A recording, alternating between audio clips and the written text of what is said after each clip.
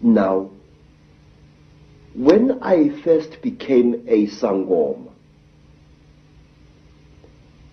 I was already, say, a person of education. I had entered school as a child of 14 years, and when I became a Sangoma, I was a youth of 16 years. And what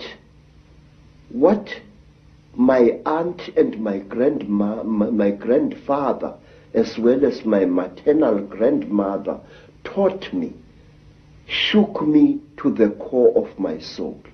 I found that the mission schools had been teaching me lies about my people all along.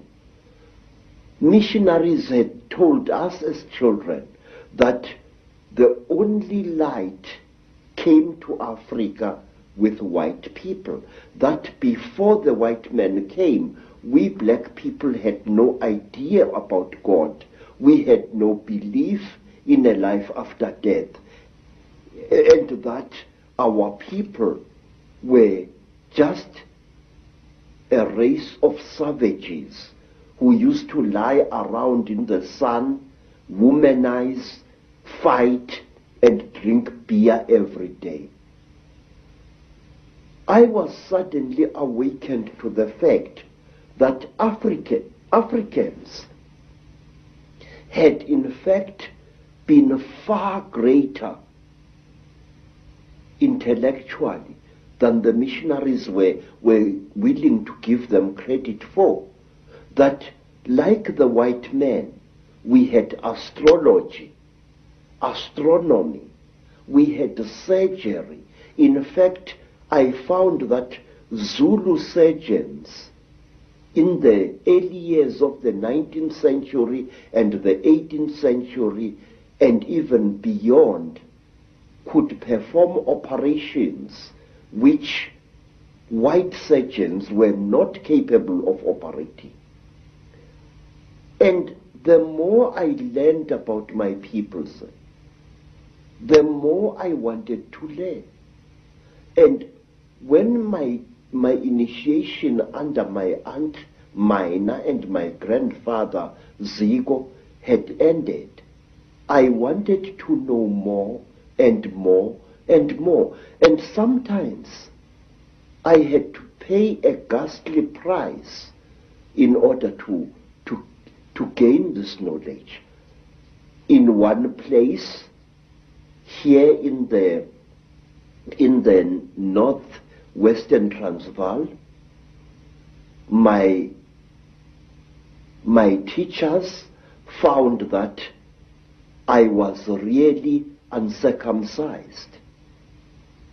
And they told me bluntly that if I wanted to be a member of this secret society, I had to undergo circumcision. And I did, and it was screamingly painful, I assure you, because it was done with a clasp knife which somebody must have blunted a little bit just to make sure that I got the message. Well, I had the same done, but I was asleep at the time, so we have that in common.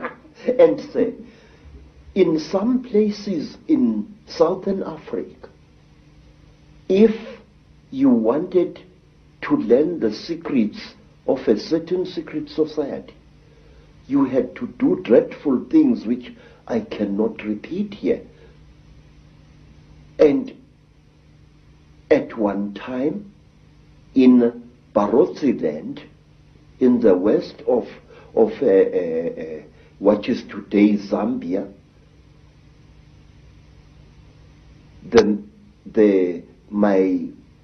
my teacher said, look, how far are you willing to go in order to become one of us?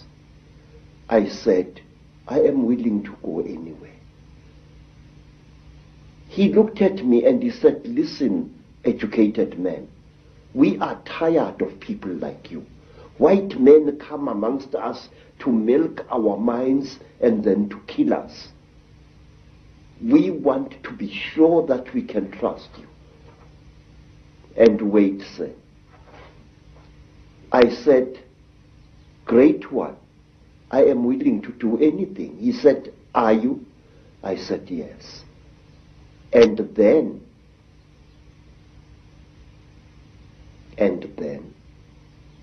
they went into a graveyard, and from there they removed the hand of a corpse, dead 2 days, and they brought it and they challenged me to cook it and eat it. I did so.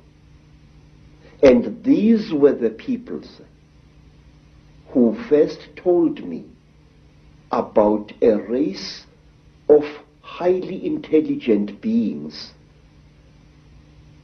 which they called the Chitauri, the talkers, a race of creatures which look like reptiles,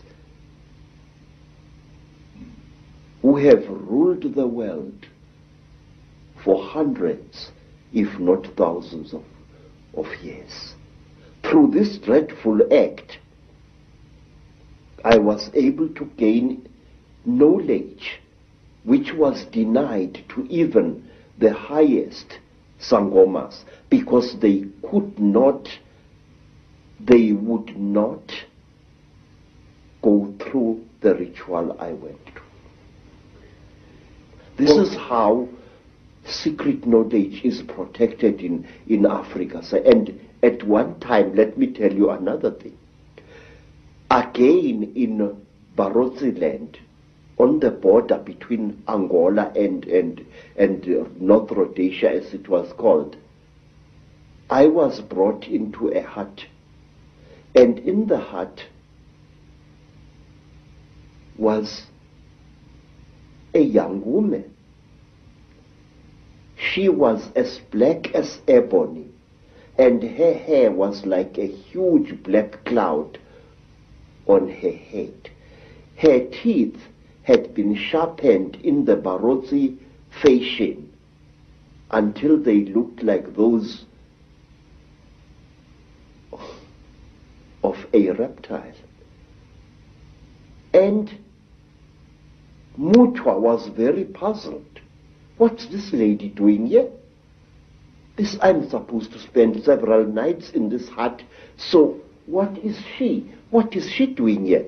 Now, Credo Mutwa, being a frightened Zulu, afraid of women but not afraid of wild animals, decided to sleep with his back to the wall, giving the lady a nice clean bed.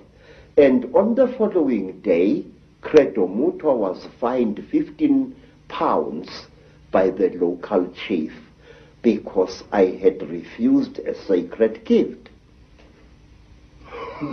I had been supposed to do something very amazing to this lady to show that I was one of the people. Bad luck. Bad luck. But why, Credo, have you chosen to reveal this knowledge now to a much, much wider audience? Mr. David, please, Africa is dying. Africa, is being murdered. And we are sitting like bloody fools. And we don't realize what's being done to our people. Sir, I have proof that can stand in any true court of law that the disease called AIDS is a man-made disease. And this disease is going to kill 3/4 of South Africa's black people within the next 10 years. Say, there are wars in Africa which make no sense to me as a black man.